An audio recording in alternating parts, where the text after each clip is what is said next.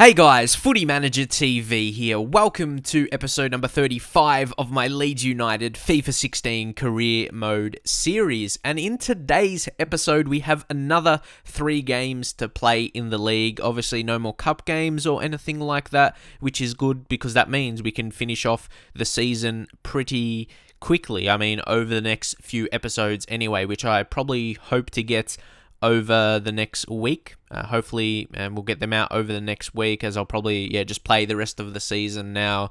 Hopefully I'll get that recorded over the next couple days, and then I can just make the episodes and see how we go, and also still judge if I will do a third season, even if there's a good chance. I'll say even if I'm in Champions League, there's a good chance we will be in Champions League with where we are positioned, and if we keep going on with our form, picking up a decent amount of wins. Would you want to see a season with Leeds United, third season, and in the Champions League? Leave your feedback if we do, in fact, get that, or regardless where we finish anyway. But in this game here, unfortunately, we can concede the goal away from home for Southampton, and they get a goal like that. Like, from their side of things anyway, they would be really happy about that.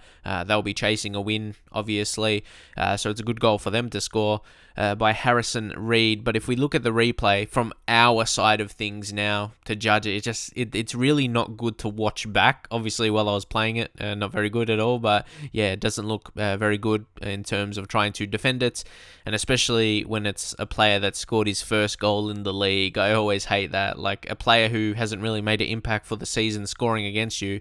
Yeah, I always find that very disappointing for myself. But now it's Bertrand on the ball. He's trying to find a player. Can we defend the ball? We do initially. I think it got a bit of a deflection, but because of that, it fell to Hesketh. They were just having a bit of luck on their side there, and Hesketh as well. Like, I don't think Hesketh has played too much. It's hard to know because obviously we're not playing Southampton, or I'm not controlling Southampton. I don't know how many games he's played for the season.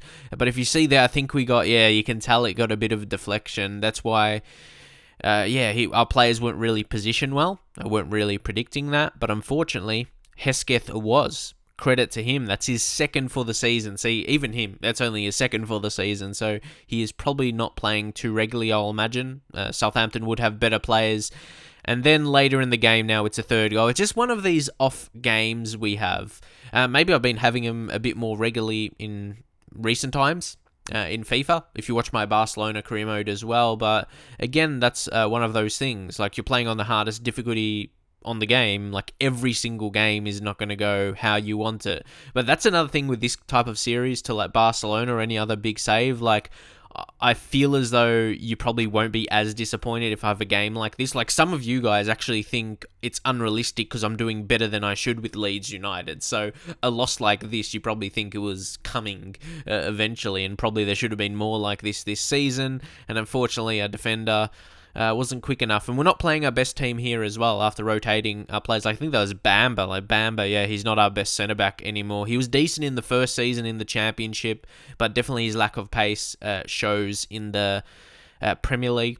Like I said, Championship first season, he wasn't too bad, but that made it 4-0, and that's just like a dominating result for Southampton. Away from home as well. Like, that's terrible for us. Home game in front of the fans. Still, I said, like, we don't have too many games like this, but even if it's just one game, it's still a disappointing result for the fans to get a loss in this fashion. But yes, like I said, sometimes you just get a couple goals conceded, and then you have to go attacking, and it was a bit unfortunate.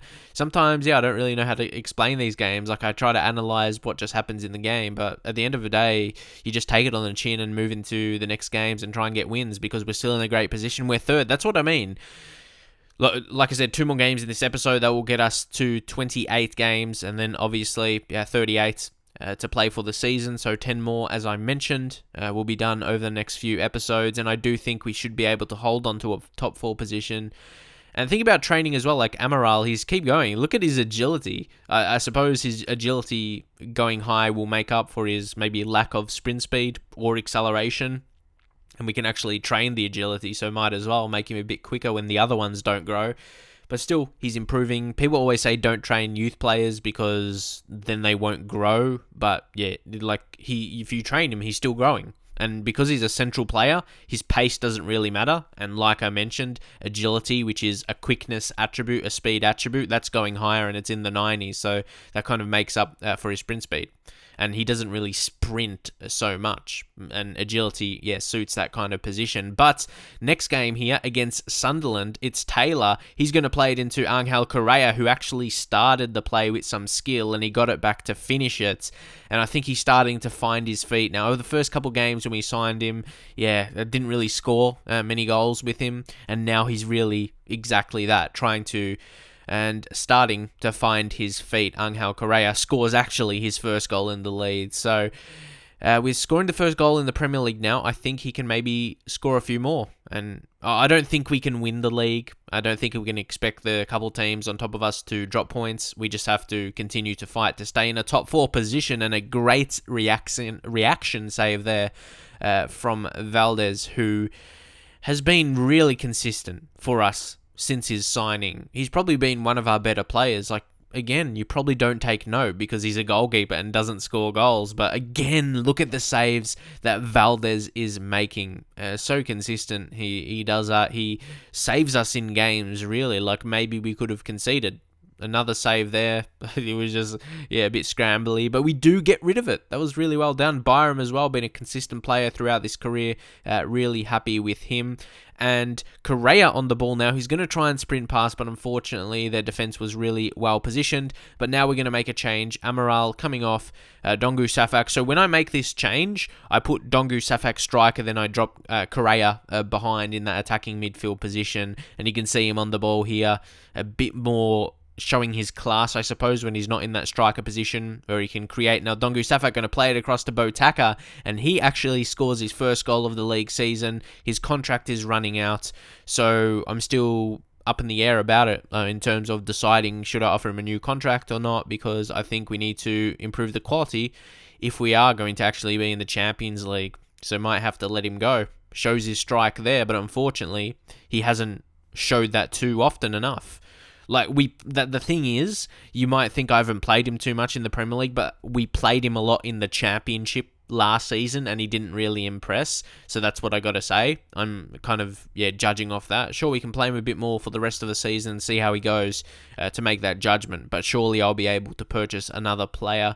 But there's starting players ahead of him, like Munir in that position. He's really good. Then on the left side, we've got someone like Rolando Aarons and other players that can rotate, like Derricks, who are all better than Botaka.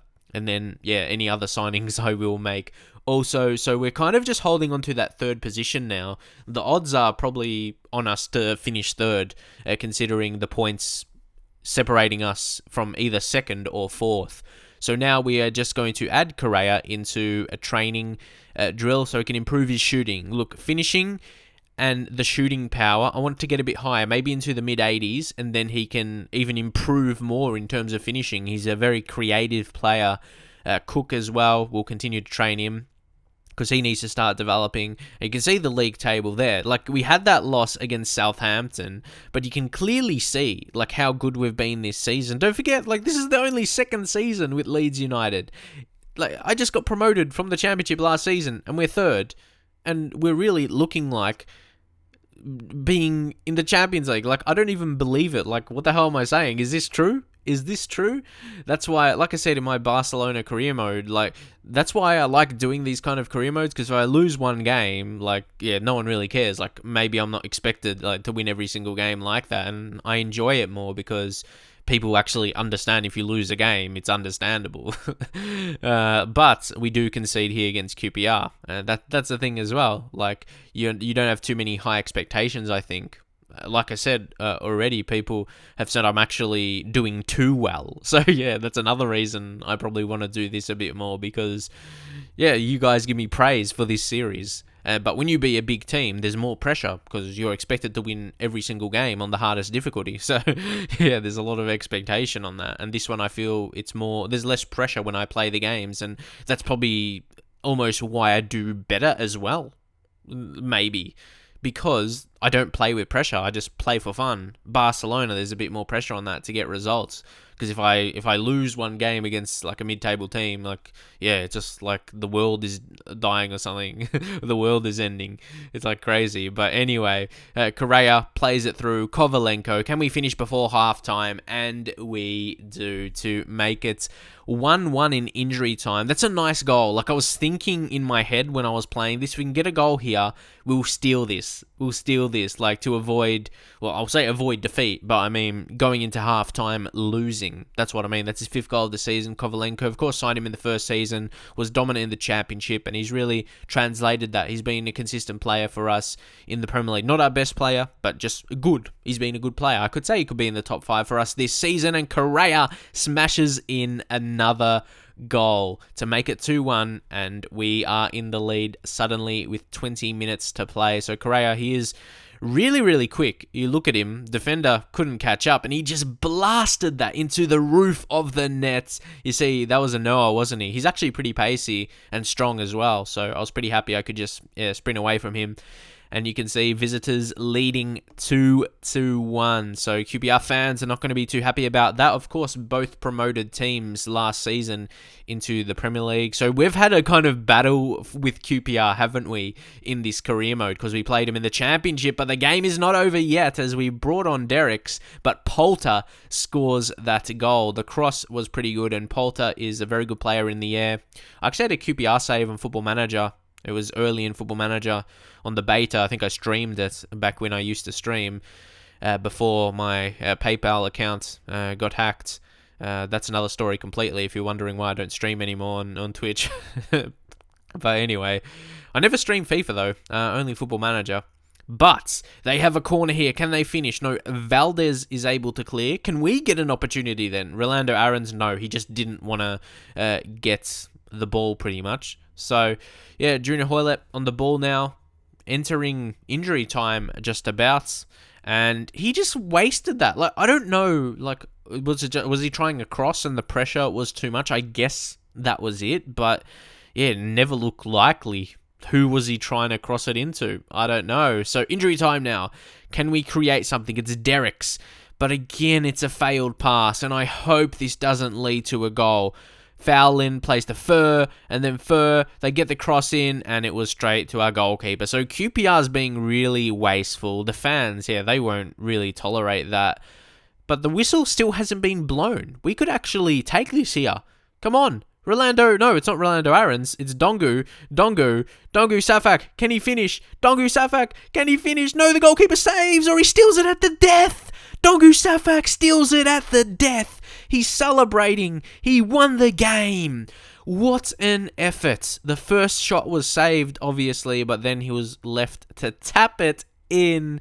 And we win the game with surely only seconds remaining. And how good was that? I thought it was Rolando Aarons initially. I didn't, because he was out on the left, and also because yeah, I just thought because they kind of looked the same from a distance. See, Rolando Aarons, he was still on, so that's why I got confused. Well, that's one thing for sure. When they're both on, we are very, very dangerous, and that was an excellent win for us. We had to come back at the end of the game. We had more shots, a couple more shots, so yeah, I think we did work hard for that result. Manchester United dropped points again, so that's good for us. Like, I at least want to, again, I want to finish third at least so we don't have to play a Champions League qualifying game for the next season like you do at the start of the season when you finish 4. So, yeah, Manchester United only drawing, that is good for us. But that's going to be it for now, really rounding up this episode. I hope you guys enjoyed it. And like I said, if you want to see more of it, drop a like on the video. Also, if you do want to see the following season, you would imagine we'll get in Champions League now if we continue on this form. So, yeah, just leave your feedback if you would like to see that pretty much, and I'll look to play the last 10 games pretty soon, and then I'll be able to actually, yeah, get the last few episodes of the season out. So hopefully you did enjoy the episode, and I just want to give you a little update as well, a short little update in the video. I'm really trying to do a lot more work on YouTube, and yeah, just focus on making videos, the video side of thing, and not everything else. Just, yeah, focusing on myself, you know, and hopefully just getting out the videos for you guys. So I hope you appreciate that, and I'll see you guys in the very next episode.